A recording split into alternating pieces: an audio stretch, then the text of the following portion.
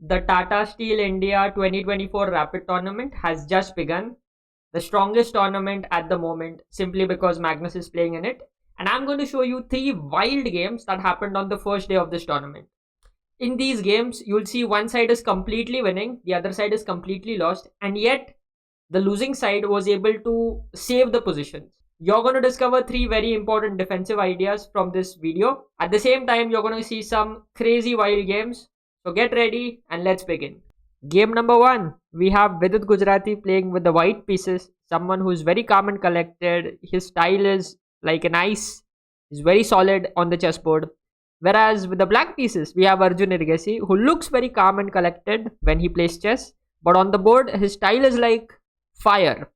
And when you have Vidit and Arjun playing against each other, you have some crazy game that happens, which is exactly what happened here. So Vidit opened with the queen's pawn, Arjun got his knight out, all standard opening till now. And now Arjun plays knight c6. This is the first weird move, let's say, in this position. Vidit defends the pawn with the knight, and now Arjun plays knight b4. If you are trying to learn openings, this is not how you should be playing. Okay, Arjun plays it because Arjun knows 10,000 things that you don't know, that you and I don't know. Please don't play this. I still wonder how Arjun plays so bad openings and he still gets an advantage. It's still a mystery to me. But yeah, the bottom line is don't play chess like this. You're moving the same piece twice in the opening. Very bad unless your rating is somewhere near 2800. Vidit defends the queen, goes queen b3. Arjun plays e6, protects the knight. Now there comes this move a3. And once again, there is a very weird move that he plays this. Now, I cannot tell you how many times I've told my students not to give this bishop for the knight. Okay, it's usually not a good idea to do it, but Arjun does it here. This should not be an excuse for you to give up the bishop for the knight. Don't learn openings from this game. Okay, they're completely weird openings, wild openings. Openings is not what you need to learn. I'll tell you what you need to learn. So we have this. Now he drops back the knight to f3, attacking the pawn. Now the bishop comes out, protects this pawn, and Arjun now plays knight e7. Oh god, I don't know what explanation can I give for this move. It's crazy, it's wild, you know. Then he plays this, he creates a weak square here, and he plays this, you know. We have this crooked teeth pawn structure. If you have seen my previous video, you'll know this. Just, I don't know, I'm not going to give any explanation for what's happening. Even I don't understand it. But let's see, I'll tell you when the time comes when you should be learning something from this game. But till now, don't copy anything that Arjun has played. It's completely, what is this guy doing? So we have bishop g7 now. We have takes. The rook comes here. The queen jumps to c7. And Vidit plays a4. Vidit is playing very solidly, very nice. He's trying to build more pressure on Arjun's position. Arjun short castles. Vidit pushes the pawn to a5, attacking this one more time. Arjun defends it by getting the rook there. We have captures, and the rook comes forward. So already you see, because of the choices that Arjun has made in the opening, he kind of has a very passive position. Arjun defends the pawn with knight d7, also opens the diagonal for this bishop. Now we have the queen jumping to a3, attacking this knight, at the same time preparing to put the rook here. Very nice move by Vidit. Black defends the knight with rook f8. Now Vidit puts the bishop on e4, centralizing the bishop and putting it on a very, very nice diagonal here. The knight jumps forward, keeps the pawn protected, also centralizes the knight and also attacks the pawn. Vidit now attacks the Arjun's queen, asking where this queen is going to go. Arjun blocks the attack with rook b7, and now Vidit plays this crazy move, knight b5. Wow, you cannot take this knight, because otherwise you'd lose the rook. Remember, there is a bishop that is guarding the rook here. So this pawn is kind of pinned. Okay, and if you play a move like rook a7, then you can even take this, or you can just take this and win material. So after knight b5 here, what will you play? Arjun decides to play. He doesn't move his queen, because he knows if he moves the queen, you have takes, this, and you're losing one of the things. Okay, so it may look like Arjun is losing, but no, he finds a crazy defense with rook d8. This rook is hanging, and if you capture here, there is this rook gonna go to d1, and there would be a checkmate. So he's exploiting with its lack of space for this white king. Now with it captures, captures and goes rook 8. Oh, it looks like a pin. But no, don't worry. Arjun has seen it and he puts the knight in the middle. This move is a blunder. This move is a blunder. The best way to play in this position is to go rook b8. Okay. But it's not an easy move to make rook b8 because it allows white to capture. And you get this position where white has two bishops like this, looking very nicely all over the board. There is a weak pawn here, and combined with the queen, there is a lot of weaknesses, especially the weak b6 pawn, that white can attack. Okay, so it's very understandable why Arjun didn't want to go for this. And instead he went knight c8. Now his position is completely lost, and all Vidit has to do, he has to find the right moves. So here, if Vidit just simply goes h3, now Vidit solves the problem of any back rank issues. So the queen can't go here because the king will simply run to h2, and then again you have to defend the knight. If let's say Arjun captures the pawn, now there is this queen coming to d3. And the thing is, yes, you can take this queen, but then you lose the knight, and after bishop f8, this bishop comes to h6, and there is a forced checkmate here. Forced checkmate. You can give this check, the king jumps to h2, there is nothing happening. There's no way the queen can defend this bishop, no way the rook or anything can defend the bishop. Next move, the rook is going to capture here, and it's going to be a checkmate. Okay? So h3 would have been a winning move. Vidit says, okay, I'll play g3. Same idea. If there is a check on with queen d1, I'm going to put my king on g2, and it's still going to be winning for me. But guess what? Now Arjun plays knight takes c4. We have the same idea. Queen goes to d3. Vidit captures, gives a check, bishop drops back, and now we have bishop h6. And now Vidit is like, okay, I think this is a winning position. However, Arjun has spotted a fantastic defense in this position. Notice that the queen cannot come back and protect this bishop. There is no way that this bishop can be protected. Okay. But Arjun comes up with a very hidden resource. First, he gives this check. The king moves forward. Now what will you play with black? This is the key move here. Pause the video and think. Arjun finds the crazy hidden resource here. He goes knight to e3 check. And the point is, you cannot capture with the bishop because then there would be no threat of checkmate here. The queen can drop back, the king will go. There's no threat of checkmate anymore. So you have to take with the f pawn, which is what Vidit does in the game. Now there comes this check. Where does the king go? If the king goes to h3, you may even lose the game because you have this check coming here, king g4 and f5 check. And the point is, after the king moves anywhere, this rook slides over to f7. Since there is no f pawn, f5 came with a check. This rook slides over to f7, defends the bishop. And the game is completely winning because black has an extra queen. So Arjun would have won if the king had gone to h3. And this means Vidit is forced to put the king on g1. Arjun simply gives this check. And we have this check. Draw by repetition. So here, the key move here was to find this crazy idea with knight e3 check. This is like the double exclamation mark move here. This is the brilliancy here. Okay. And this is where I want to stress on the idea. This move looks very hidden. It looks like there is no way that you can give this check. But often, whenever you are, let's say, you have your back turned up against the wall, you have to put in more effort to find these moves, which looks invincible. Sorry, not invincible. Which looks invisible, but there will be a resource that can bail you out of trouble. Crazy game. It eventually ended in a draw. And let's go on to game number 2. Game number 2, we have Daniil Dubov playing with the white pieces, one of the most creative grandmasters of the modern era. Dubov has a fan club of his own. You know, whenever he plays, you are guaranteed to get more interesting games and less boring draws, which is why so many players love Dubov for the kind of chess, for the brand of chess that he plays. And we have Nihal with the black pieces, a speed monster, a man who's almost impossible to beat in faster time controls, especially if it's online. Here we have Dubov opening with e4, Nihal plays c5, and we have the Sicilian defense and some line of theory until we reach this position where white plays d4. Now, of course, this is also well-known theory what happens next, but here I want to highlight a point. Nihal now decides to play knight d7. It looks like a very weird move since you're moving the same piece twice in the opening and also you're blocking the development of this bishop. But there is a point behind it. Nihal is saying, I'm going to defend my pawn from knight d7, and at the same time I don't want to play bishop g7 and allow you to capture my pawn here. So that's why this knight d7 move is justified.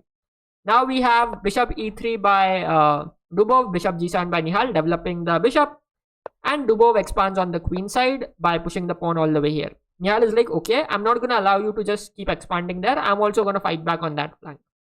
So we have this move and we have this b5 move. Okay, black also starts to expand on the queen side. Now Dubov takes and we have takes here. Now white's rook has a semi-open file and a target to attack. At the same time, black's rook also has a target to attack. The only difference here is white has more control over the center, so which gives him a slight better position here. Okay. Now the bishop drops back, keeps an eye on this pawn, and now Nihal decides, how can I... This knight is kind of being a hindrance. It's not really allowing the rook look at the b2 pawn. At the same time, it can't really go to active square. So he drops his knight back to a8. Okay. And now Daniel is like, okay, I will create my own play on the king side. Nihal puts the knight on c7. Now from c7, the knight is protecting this pawn. And it's also opened up the line for this rook. So Nihal has achieved coordination. But he's allowed Daniel to push the pawn to h5. And now what has happened is this pawn could be used to soften up this black king side here. Whereas Nihal is like, okay, I will grab a pawn. It's a free pawn, so I'll take it. The knight jumps forward, the rook drops back, and we have the pawn going to h6. This pawn has now become an asset for white. And in the future, it could come in very, very handy if, let's say, white decides to create an attack against this black. It's time for me, before I start an attack on the king side, let me just control the queen side as much as possible. So he gets his pieces towards the queen side. We have rook c8 on the board. Daniel Dubov says, no, I'm not going to exchange the rooks. I'm going to attack the pawn. We have bishop c6, forcing Dubov to play d5. Now the bishop drops back, protects this pawn. And Daniel Dubov simply protects this rook on a1. We have e6. Nihal strikes at this d5 pawn. Dubov plays knight a5, attacks this bishop. We have captures, the knight jumps forward. Nihal ignores the fact that this bishop is hanging. He simply goes to counter attack white with knight c3, attacking this rook. Dubov captures this bishop, and now Nihal is down a full piece. Okay, he's down a piece. And in this position, he can go knight a2. Okay, and this is objectively the best move to play. But however, he could be worried of a move like queen c4, which kind of attacks the knight here. So let's say you play a move like also black's queen is attacked. So Nihal has to play this to capture, and you get this position where, it's a little worrisome for the black king, since, there are too many open diagonals. This bishop can come to c4, a lot of pressure on the light squares here. Can be a little worrisome for black. So what Nihal decides to do is, he instead says, okay, I will just play queen e7. And he's a piece down here. And he's played queen e7. And he's saying, now this knight is attacked. At the same time, this rook is attacked. I'll gain something back.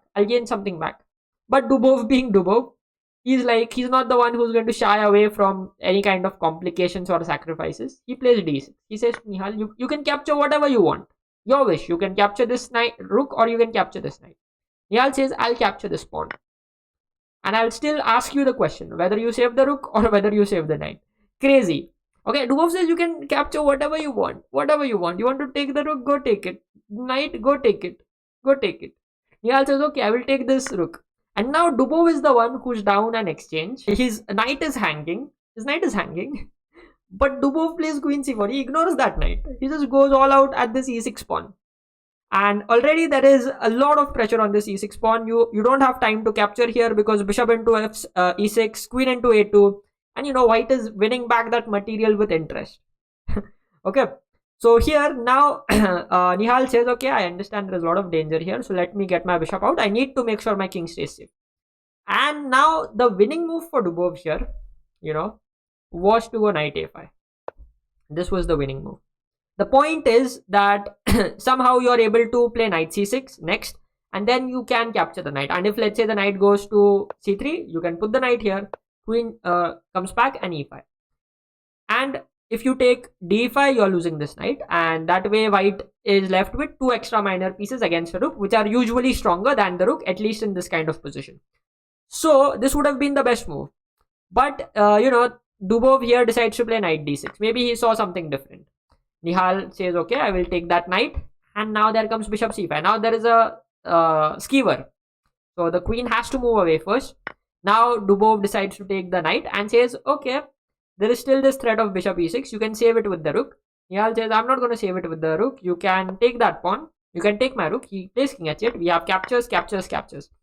And in this position, this h6 pawn is a real nuisance for black in the position. Because it's not allowing the king to run here. It's not allowing the bishop to come and defend. It also cannot be removed by the queen because then this bishop hangs. So suddenly, white's position looks very strong. Even though the engine says this is equal, but it's very hard to play practically, especially when your king is so weak and you have like 20 seconds on the clock like Nihal has in this position. Now we have Nihal trying to create some counterplay of his own on the queen side by pushing the pawn. Queen c6, the bishop jumps forward and we have a few more moves until we reach this position where Dubov is very nicely able to relocate his bishop on a more active diagonal so that, it just stops this queen from, going forward anytime. Because if the queen goes forward, there is this queen g8 checkmate idea. The queen jumps to f8 and Nihal is just holding. He's just holding and he's hoping that Dubov is somehow he messes up. But Dubov is not a player who's going to mess up. He pushes the pawn, puts the bishop back, g4. And already Dubov is trying to find a win. He's coming down on the clock. Nihal plays a4. He sees some idea in the position where he can swindle out of, he can get away with a draw. He plays a4, attacks the bishop. The bishop comes here. Nihal pushes the pawn all the way to a3. The bishop goes to a2, and this is the mistake that Dubov makes. The best move instead was to go f5. And the point is, black can play a2. The point of a2 will be clear to you soon. Just hold on for some time. So we have captures, and after this move, you basically get these two very strong pawns which help white in winning the game. Okay, so this was the winning plan in general. However, here Dubov plays bishop a2, and now Nihal finds a crazy move to save the game. Can you find it? It's black to play. Nihal Sarin plays the move bishop g5. He sacrifices the bishop. The point is, if you take f into g5, there is this move queen f2. Boom. And you cannot take the queen. If you take the queen, stalemate. And this is the point I want to highlight. This is the defensive strategy I want to highlight. You can use stalemate as a defensive resource. It's a very fantastic tool, especially in online games. It's a very nice tool that can save you a lot of points. I'll leave a link to the article in the description where you learn more about using stalemate as a defensive resource. But for now, just notice this, okay? Like, this would be fantastic. If the king goes to h3, there is queen g3. You have to take that queen, and once you take that queen, it's a stalemate. Black has no legal move to make. Okay, but of course, Dubov doesn't fall for it so easily. He first plays f5. He tries to keep fighting. Now we have captures, and we have this queen going to d8. Nihal is now trying to activate the queen. Dubov plays king h3. The queen jumps forward. There is a check. King moves. And in this position, Nihal sacrifices the bishop. And then he sacrifices the queen. And after king into h4, we have a very nice, good-looking draw on the board. This is a stalemate. Black has no legal moves left. And this crazy game finally ended in a draw. Let's go on to game number 3. Game number 3, we have Vincent Keymer playing with the white pieces, the strongest grandmaster from Germany, and also very young, just like Pragg, Arjun, and Gukesh. And with black, we have Nodirbek, who was the world rapid champion in 2021, and he's also young, just like Pragg, Arjun, and Gukesh. So here we have white open with g3. Now there is the move knight f6 on the board. And we reach this position where Nodirbek gets this isolated queen pawn on d5. Okay? And now, after a few moves, both sides continue to develop their pieces. The main weakness for black is this d5 pawn. So, black has to defend against it. First, he goes bishop g4 here. And the point is, he forces white to play h3. And then puts his bishop on e6 from where it protects this pawn. The importance of provoking this move h3 will be clear to you in a bit. White pushes the knight to a4. And black gets his knight in the middle. White challenges that knight. And we have a few exchanges. And we reach this position. Now, in this position, if white ever plays bishop e4, he would lose this h3 pawn. And that's the whole point of provoking h3. Okay, so that this pawn in the future could become a target if, let's say, this Piankato bishop decides to move. Okay, of course, in this position, bishop into h3 won't be the best move. You can simply win the exchange. But I hope you get the point. That's the main thing that I want to explain. This h3 move provokes a weakness so that it can be a target for this bishop. Now there is this move e3 by white, stopping the bishop from viewing the rook. Noderbek defends the pawn on e4 with f5. And we have a series of moves where white just kind of outplays black and gets his pieces onto better squares.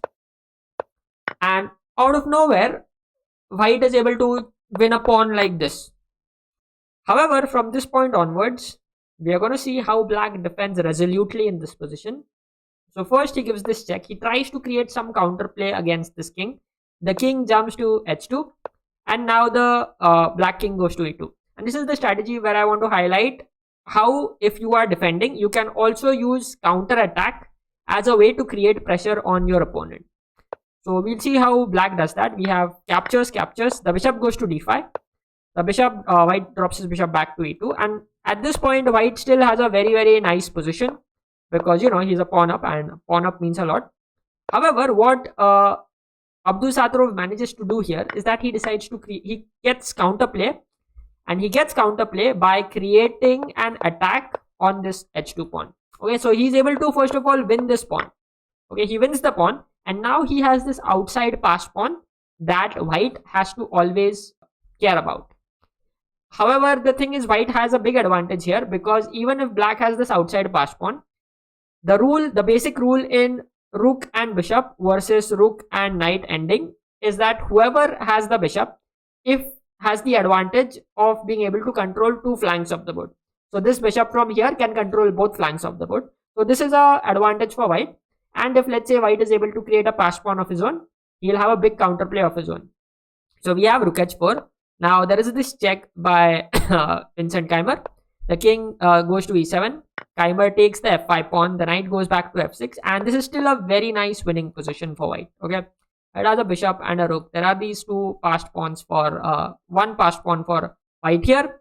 The king goes to g7. We have this check. Moves. White takes another pawn there. The main trump for black in this position is this h5 pawn. Yes, the engine says that he can defend this position, but in a practical game, when you are literally in your seconds, like here white had 50 seconds, it can be very hard to defend such positions. Okay, especially positions where your opponent gets counterplay. And many of these top players are very good. They're always looking for opportunities to create counterplay. So we have h5 here. The rook comes to f7, attacks the knight. The knight goes to g4. Check, king moves, check, king moves. Rook b7. White is wiping out all the pawns of black, but this pawn is marching all the way down the board. And in this position, yes, white has a way to defend, but he has to be very precise. Plus his time is running down on the clock. There comes this check. King moves. Now at least there is this rook that is keeping an eye on the pawn. However, here white plays king d2. And this is a decisive mistake. The best move here was to go bishop d5. And this bishop keeps an eye on this square, stopping the pawn from going forward and queening.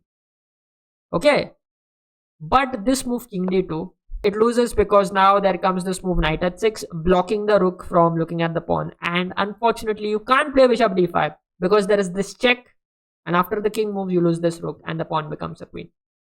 Seeing that, after the move knight h6 itself here, Vincent resigned and Abdusattorov won the game. And with this victory, it played a very important role in helping Abdusattorov lead the tournament 2.5 out of 3. He is the sole leader after day number 1 of the Tata Steel Chess Tournament in India. Magnus Carlsen is closely following him along with 2 more co-leaders. We'll see how this race pans out. I hope you enjoyed watching these 3 games and I hope you learned something from it. If you did, do consider liking the video and do consider subscribing to my channel. Thank you very much for watching. I'll see you in another video. Bye bye.